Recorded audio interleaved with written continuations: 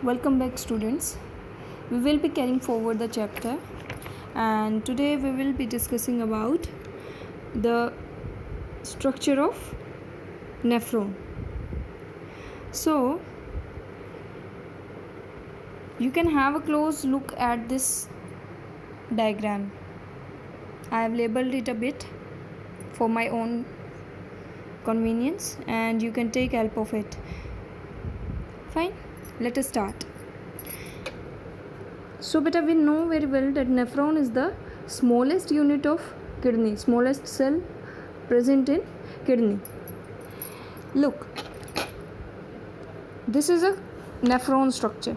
ये नेफ्रॉन जो है इसमें से ये हाफ एम्बेडेड होता है कॉर्टेक्स के अंदर, और जो ये हिनल्स लूप होते हैं, हेनलीज लूप, ये होता है मेडुलरी पिरामिड के अंदर.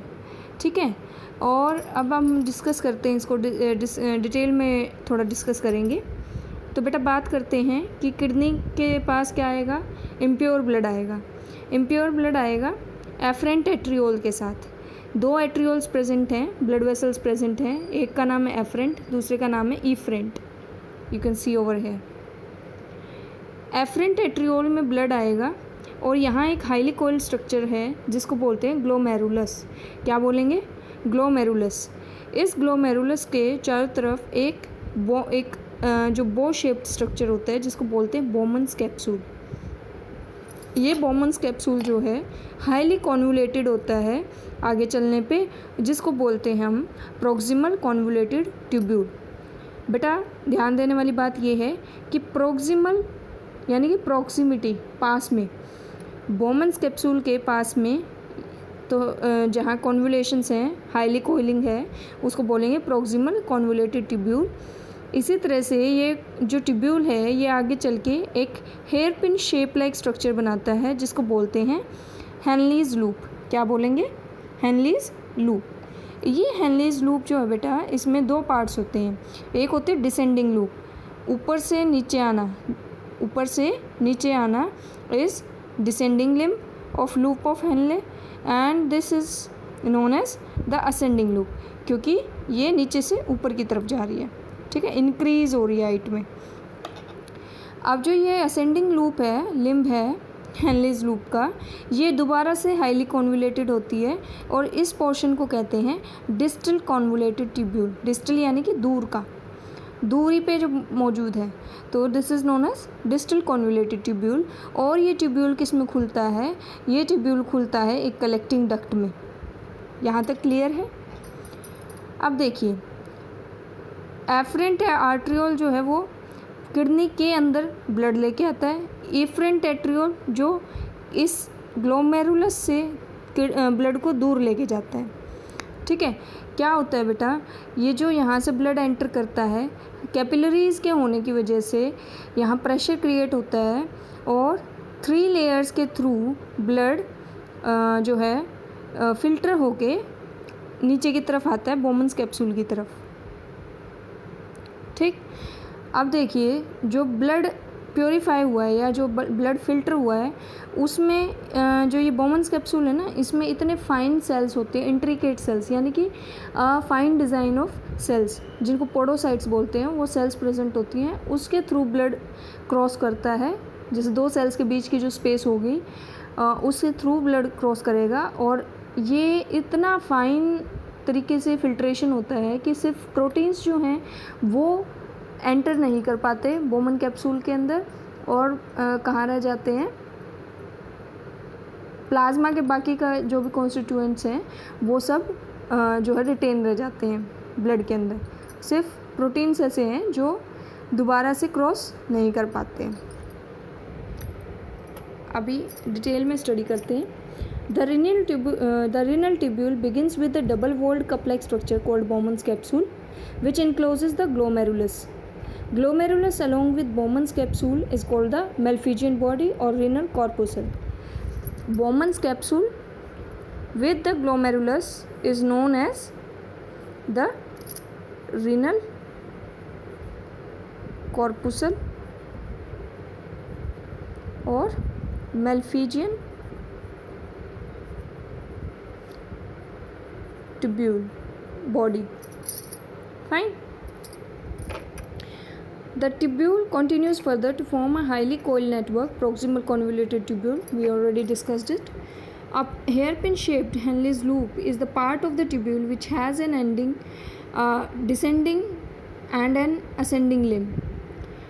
The descending limb continues as the ascending limb continues as an highly convoluted tubular structure called distal convoluted tubule.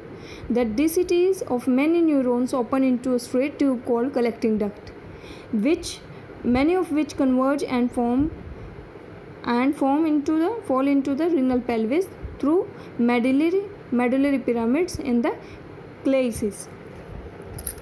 इसके थ्रू बेटा कलेक्टिंग डक्ट के थ्रू जो भी कलेक्शन होता है फिल्ट्रेट का वो कैलिक्स में फॉल इन करता है और कैलिक्स से कहाँ जाता है, यूरेटर में जाता है.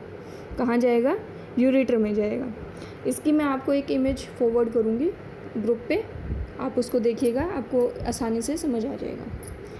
The Malpighian corpuscle PCT and DCT the neuron of the neuron are situated in the cortical region of the kidney, whereas the loop of Henle dips into the medulla, जैसे अभी बताया गया है. In majority of nephrons, the loop of Henle is too short and extend only very little into the medulla. Loop of Henle है जो बेटा, ये hairpin like जो स्ट्रक्चर है ये इतना छोटा होता है कि ये मेडुला में ही ख़त्म हो जाता है और कॉर्टेक्स में ही ख़त्म हो जाता है, मेडुला तक बहुत कम रीच कर पाता है. नेक्स्ट आता है in some of the nephrons the loop of Henle is very long and runs deep into the medulla. These nephrons are called juxtamedullary nephrons. दो तरह के नेफ्रॉन्स की बात हो रही है. कॉर्टिकल नेफ्रॉन्स जो कि शॉर्ट लिम्ड होते हैं और सिर्फ कॉर्टेक्स तक ही रहते हैं और उनका शॉर्ट पोर्शन मेडुला के अंदर जाता है. दूसरा है जुक्स्टामेडुलरी नेफ्रॉन जो कि कॉर्टेक्स से लेके मेडुलरी पिरामिड्स तक अच्छे से इम्बेड करते हैं. फिर आता है the efferent arteriole emerging from the glomerulus forms a fine capillary network around the renal tubule called the peritubular capillaries. जो एफरेंट आर्टियोल है ग्लोमेरुलस से बाहर जो निकल रहा है ये रीनल यानी कि किडनी से रिलेटेड है. ट्यूब्यूल यानी ट्यूब लाइक स्ट्रक्चर जो कि बनाता है, जो कि इस हेनलीज लूप के बराबर चलता जाता है. ये जो रेड कलर में आप देख रहे हो ये एफरेंट आर्ट्रियोल है जो कि पैरेलली रन कर रहा है हेनलीज लूप के साथ में. इसको क्या बोलते हैं, forming a U shaped vasa recta. It is known as vasa recta. Vasa recta is absent और highly reduced in cortical nephrons. जो ये कॉर्टिकल नेफ्रॉन्स थे सिर्फ कॉर्टेक्स में मौजूद होते हैं, उनमें वासा रेक्टा या तो बिल्कुल ही नहीं होती और होती है तो बहुत कम होती है. ठीक है. नेक्स्ट आता है यूरिन फॉर्मेशन. सबसे पहला स्टेप होता है, 3 स्टेप्स में जो फिल्ट्रेशन होता है ब्लड का. पहला होता है filtration of blood which is by glomerulus, जिसको बोलते हैं ग्लोमेरुलर फिल्ट्रेशन. देखिए ये जो कैपिलरीज हैं इसकी लेयर जिसके थ्रू ब्लड बाहर आएगा, ये जो बोमन कैप्सूल है इसकी ये वाली लेयर, और इन दोनों के बीच में जो बेसमेंट मेम्ब्रेन है वो लेयर.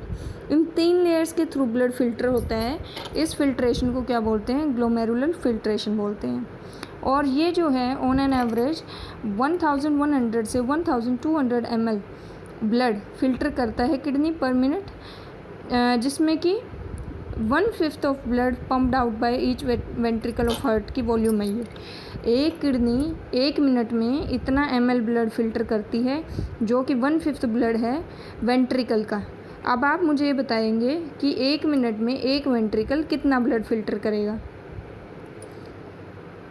ये फिर आगे बताया गया है कि जो ग्लोमेरुलर कैपिलरी ब्लड प्रेशर है वो कोजेस करता है filtration of blood through 3 layers, endothelium of glomerular, epithelium of Bowman's capsule and a basement membrane between these 2 layers. Endothelium होती है अंदर वाली लेयर, एपिथीलियम होती है ऊपर वाली लेयर. ठीक है, epithelium, endothelium. The epithelial cells of Bowman's capsules are called podocytes and are arranged in an intricate manner so as to leave some minute gaps called filtration slits or slit pores. You can be asked in MCQs what are podocytes. So it is an important term, please focus on it. Blood is filtered so finely through these membranes that almost all the constituents of the plasma except the proteins pass into the lumen of the Bowman's capsule.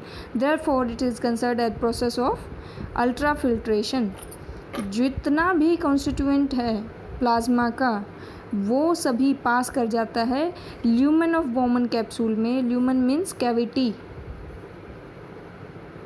या फिर होलो space. ठीक है. जो भी filter होगा plasma यहाँ protein यहाँ रह जाएंगे और बाकी के कॉन्स्टिट्यूएंट्स इसके अंदर एंटर कर जाएंगे, इस होलो कैविटी में एंटर कर जाएंगे. इस पेज से क्वेश्चन आएगा, how much blood is pumped out of ventricle पर minute.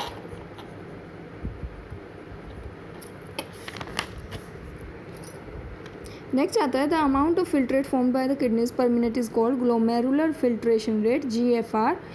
GFR in a healthy individual is approximately 125 ml per minute, 180 liters per day. ठीक है. The kidneys have built-in mechanism for the regulation of glomerular filtration rate. देखिए बेटा क्या होता है, जे जो है एक स्पेशल सेंसिटिव एरिया है जो कि किससे बनता है, DCT और एफरेंट आर्ट्रियोल, इसके और इसके दोनों जहाँ कॉन्टैक्ट होते हैं स्पेशल रीजन को बोलते हैं JGA. ये सेंसिटिव होता है GFR से. GFR क्या है, ग्लोमेरुलर फिल्ट्रेशन रेट, यानी कि 1 मिनट में किडनी कितना फिल्ट्रेट या कितना मतलब वेस्ट मटेरियल प्रोड्यूस कर रही है उससे. अब 1 मिनट में कितना प्रोड्यूस करती है, इट प्रोड्यूसेस 125 ml पर मिनट. अगर इसमें कमी आ जाती है तो JGA जो है सेल्स से रेनिन को रिलीज़ करता है जो कि ग्लोमेरुलर ब्लड फ्लो को इन्हेंस करता है. यहाँ से ब्लड ज़्यादा आएगा तो बेटा ऑटोमेटिकली प्रेशर तेज़ होगा. प्रेशर हाई होने पे फिल्ट्रेट ज़्यादा बनेगा और जो हमारी फिल्ट्रेट की कमी आ रही थी, फिल्ट्रेट बनने में कमी आ रही थी, वो कमी रिकवर हो जाएगी. ठीक है. अब बात आती है कि GFR इस तरह से नॉर्मल हो जाता है. जब हम कंपेयर करते हैं पर डे यूरिन फॉर्मेशन को और फिल्ट्रेट फॉर्मेशन को और यूरिन रिलीज़ को, पर डे में फिल्ट्रेट कितना बनाया किडनी ने, 180 लीटर्स, और यूरिन कितना रिलीज़ करता है इंसान, 1.5 लीटर्स के आसपास. तो ये इससे हमें ये पता लगता है कि देखो कितना बड़ा डिफरेंस है कि 99% जो फिल्ट्रेट है उसको दोबारा से किडनी को रीएब्जॉर्ब करना पड़ता है. और ये रीएब्जॉर्प्शन जो है ये कहाँ होता है, ये ट्यूबुलर एपिथेलियल सेल्स के अंदर होता है. पर्टिकुलर सेगमेंट्स हैं नेफ्रॉन के जिसके अंदर ये एक्टिव और पैसिव डिफ्यूजन या ऑस्मोसिस के थ्रू रीएब्जॉर्प्शन टेक प्लेस करता है. Glucose, amino acid, sodium ions ये क्या करते हैं, ये फिल्ट्रेट से दोबारा रीएब्जॉर्ब किए जाते हैं और नाइट्रोजनस वेस्ट को पैसिव ट्रांसपोर्टेशन के थ्रू एब्जॉर्ब किया जाता है. यहाँ से क्वेश्चन बन सकता है कि एक्टिव एब्जॉर्प्शन किस चीज़ का होता है, पैसिव ट्रांसपोर्टेशन किस चीज़ का होता है, कौन से वेस्ट का होता है. वाटर को भी रीएब्जॉर्ब किया जाता है इनिशियल सेगमेंट्स ऑफ नेफ्रॉन में, शुरुआती सेगमेंट्स में. यूरिन फॉर्मेशन के दौरान जो ट्यूबुलर सेल्स हैं वो H+, K+ और एमोनिया जैसे आयंस को फिल्ट्रेट में रिलीज़ करती हैं, जिससे कि क्या होता है, जो ऑस्मोटिक बैलेंस है या प्रेशर है वो चेंज होता है.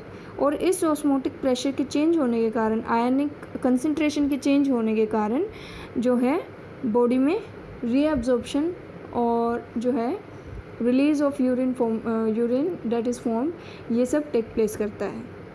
तो tubular secretion is also an important step in urine formation as it helps in the maintenance of ionic and acid base balance of body fluids. Next in next video we will discuss about function of the tubules. Till then please go through the chapter up to here. Thank you.